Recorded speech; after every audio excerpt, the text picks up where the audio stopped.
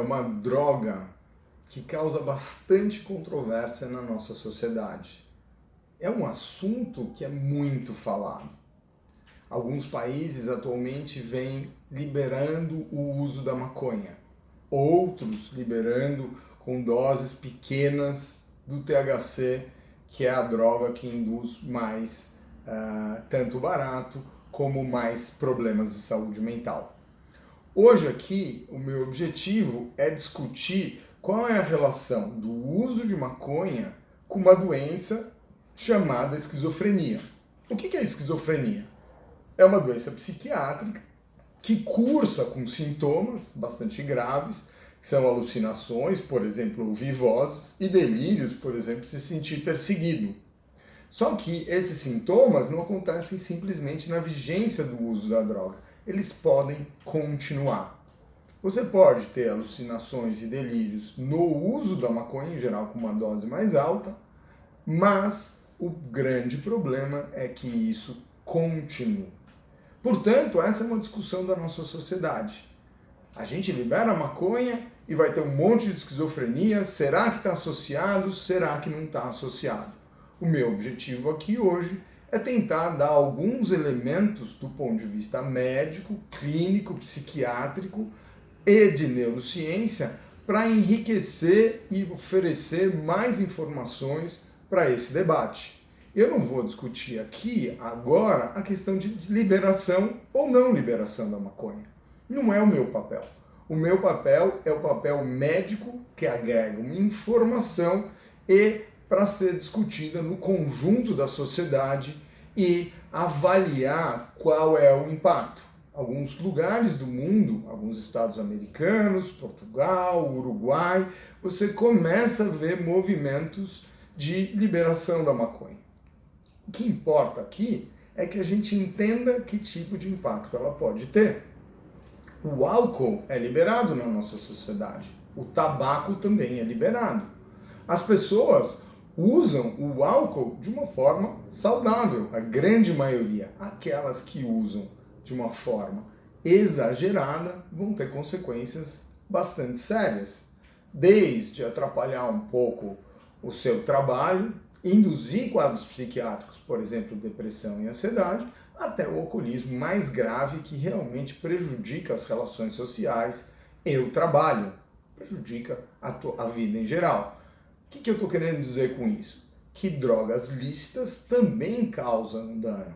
A questão do tabaco, o tabaco também pode ser consumido numa medida não grave, não dependente. Aquele sujeito que fuma um cigarro de palha, um charuto, um cigarro a cada 5 dias, tem um problema menos grave de saúde.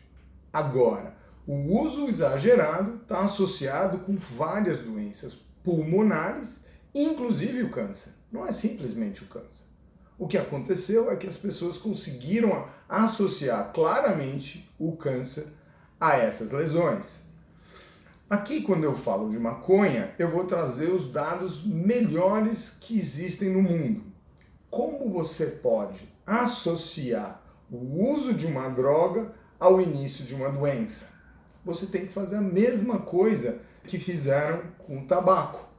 Se acompanhou pessoas antes delas usarem cigarro, portanto bastante jovens, naturalmente, um grupo grande, a gente chama isso de um coorte de pessoas. Naturalmente, algumas pessoas foram usar tabaco, outras não, por diversas razões, e se percebeu que anos depois as pessoas que usavam tinham mais câncer do que aqueles que não usavam. Portanto, esse é o estudo o melhor estudo científico para mostrar essa associação. Então, esses estudos de coorte também foram realizados para avaliar o impacto da maconha na saúde mental das pessoas. E está bastante demonstrado que o uso crônico e precoce da maconha está associado a quadros como depressão e ansiedade. As depressões podem ser mais sérias ou menos sérias. Assim como no tabaco, não são todas as pessoas que desenvolvem câncer. em geral, são as pessoas que têm uma predisposição genética. Muita gente que fuma muito e não vai ter câncer. Mas aqueles que têm a predisposição genética, muito frequentemente, vão ter câncer por um uso prolongado do tabaco. Com a maconha é muito semelhante.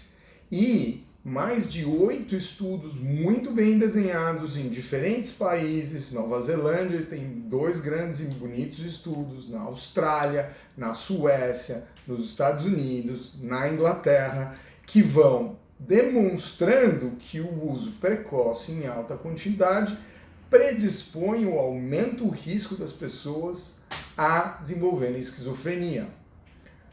Que pessoas devem desenvolver? Aquelas que têm uma maior predisposição genética.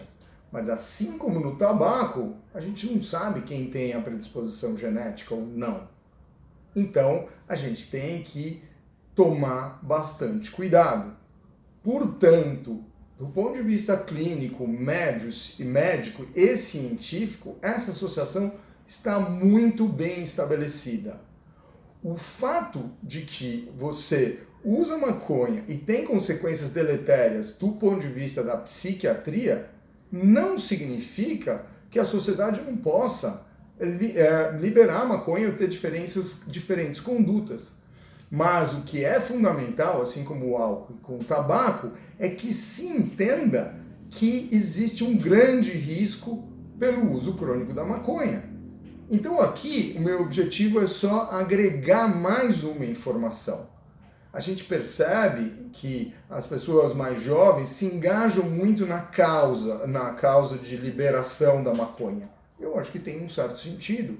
Elas têm uma questão de uma briga com a nossa sociedade. Mas o problema é quando as pessoas perdem a percepção de risco. Isso aconteceu nos anos 50, em que a mídia, a indústria do tabaco, gerou uma percepção de que o tabaco não fazia mal, que era cool, que era bonito. E as consequências para a nossa sociedade também foram muito graves. Então o que precisa ter em mente, da mesma forma que o tabaco, é que é uma droga e está associado a desfechos ruins quando mal utilizada. Então, nós não podemos perder a perspectiva de que a maconha pode causar danos e não baixar a percepção de risco, não achar que tudo bem. Portanto, eu espero ter colaborado para o debate relacionado à maconha.